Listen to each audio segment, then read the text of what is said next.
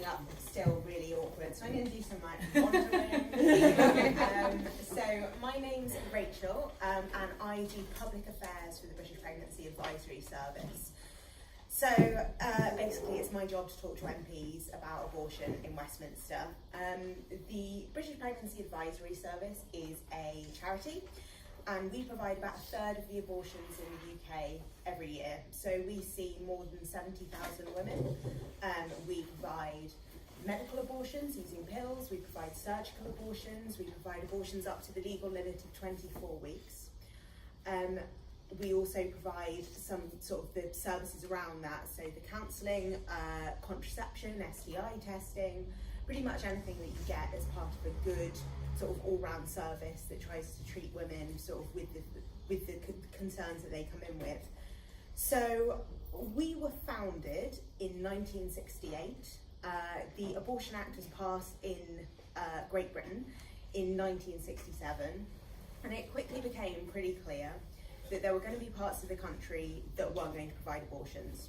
One of those was Birmingham, which is where we first set up, being called the Birmingham Pregnancy Advisory Service. And essentially, some delightful gynecologists, men obviously, who were in charge of the big hospitals said, I don't care if it's legal, no woman is getting an abortion where I'm from. So there were entire hospital areas where women, despite it being legal, were not going to be able to get the services to which they were legally entitled.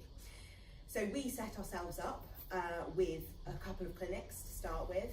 At that time, it wasn't possible to get NHS funding for provision in independent clinics. So our mission was very much to provide services that were as affordable as possible. So we were providing abortions that cost sort of less than half as much as they were being provided elsewhere. And it was really just to cover our costs and to make sure that we could carry on providing those services. And over the years, we have grown, and the way that services works in England has changed.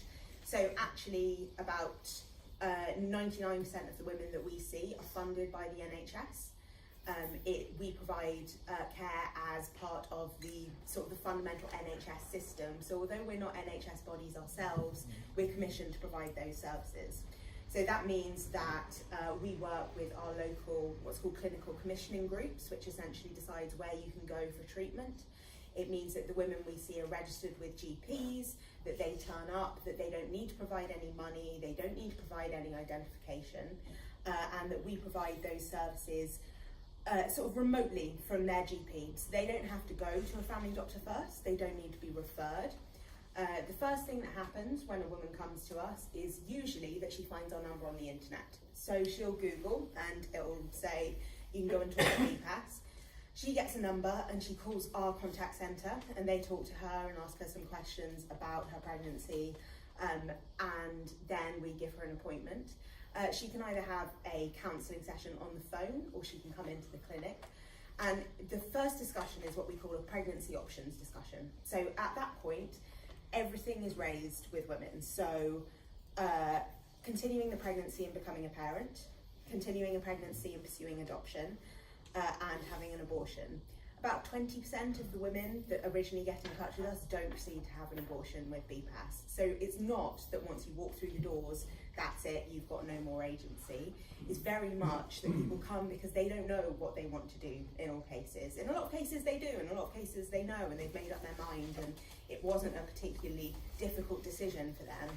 But there are plenty of women that we see who decide that actually this isn't the right thing for them, and they go away and we've got some additional material for them and we can help refer them into antenatal care and those kind of things.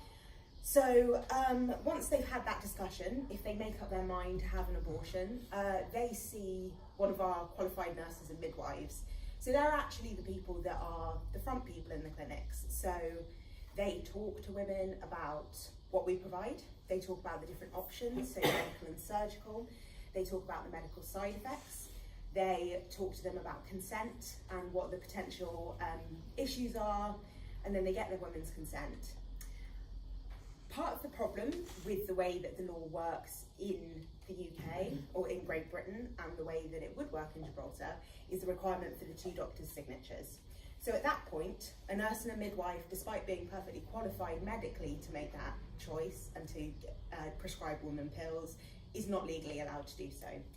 So at that point, we upload her file onto our special system, and then we have 2 doctors who sit remotely who provide the signatures. So they go through the woman's evidence, they can come back to us with any questions, and then we get the 2 signatures, and that takes about half an hour to an hour. So the women that we see don't have to go to a GP separately, they don't have to talk to 2 doctors, they don't have to sort of go back and have essentially an enforced waiting period. But what it does mean, legally speaking, is that we abide by the law. We abide by the law, and it's fine because the doctors. I think there's going to be discussion time afterwards, so you can reserve your comments, and we're very happy to have a discussion. But maybe Rachel can just finish what she's saying. Yeah, you're in charge. Since when have you been chair? Well, we've got the table. I mean, I'm fine. I'll carry on. I can speak over it. So, when the doctors see the medical records, they can check that the woman's not got any issues around whether, you know, if she's got certain medical conditions, there can be some contraindications. So if you've got heart problems, if you've got uncontrolled epilepsy, there are some things that we need to look through, medically speaking. And the doctors do all of that work, and this is their job. Their job is to spend time with us, making sure that the women that we see are treated to the best of our medical ability. So they then sign off the women, and the women either book an appointment to come back if it's something surgical, or they can be given the pills on the same day. Recently, our Secretary of State for Health actually agreed that women could take the 2nd set of pills home with them. So if you're having an early medical abortion, you get 2 sets of pills. Up until very recently, you had to take 1 set of pills, and then you had to take the other ones on the property. The best way, the most efficient and way with the least side effects is to take the sets of pills 24 to 48 hours apart. But you can take them on the same day, but it does mean that it is slightly less efficacious. So it's like 99% compared to 98%. And it can also mean that you have additional side effects such as nausea and chills and vomiting. So it's a bit more unpleasant. But the biggest problem is that if you have to take the 2nd set of pills in the clinic, you then have to travel home, and a miscarriage can begin essentially immediately after taking the pills. It's usually within about 2 hours. I'm aware that this isn't really a problem in Gibraltar. However, in England and Wales, it obviously is, because it can be that you've had to travel an hour to the clinic, or you've got to get a bus, you've got to wait for the public transport, and actually the chances are that we've had a lot of women who've sort of said, look, I ended up having to get a cab home, I was bleeding by the time I got home. Women who said that they've had to book hotel rooms so that they wouldn't have to travel that distance. So it's been deeply unpleasant. So it's been a really big step forward to allow women to take the pills in the comfort of their own home, somewhere that they feel safe, and somewhere where they don't have to worry that, you know, missing the bus might mean that actually they're bleeding by the time they get there. So that's how I think our services generally work. If women want counselling before or afterwards, they're entitled to it. We have trained and registered counsellors. So based on our latest figures, well under 1% of women come back asking for counselling after abortions. And that's very much to do with the way in which the service is provided, that the women that we see are very sure of their decisions. I think there are women who find it incredibly difficult and that actually would never ever have considered themselves in that position. We see lots of people who say, actually, I was pro-life, I had never considered abortion until I found myself in this circumstance. And I think it can be really tough for them, but they still know that they made the right decision for them at that time. So those are the kind of services that we provide.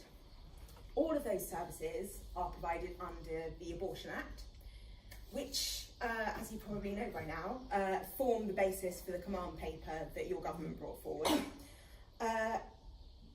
Abortion, obviously, being illegal here, is illegal on exactly the same grounds across the United Kingdom. So under, this is fun, the 1861 Offences Against the Person Act, abortion is illegal. It's illegal if you're the woman, it's illegal if you're the doctor, it's illegal if you're buying the pills, if you're selling the pills, if you're providing a coat hanger, it's illegal in pretty much every single circumstance. The only ways that you're allowed out of it are if you meet the grounds that the Abortion Act states. So, as a woman, you have to be in a registered clinic that's registered with the Department of Health. You can't just go to your GP.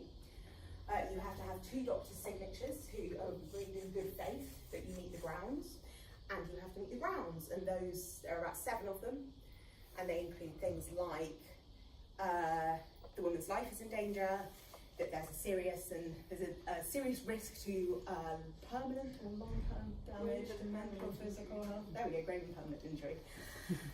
And then the one that's used most is ground C, which is that it is more dangerous for the woman's mental or physical health to continue the pregnancy than to end it.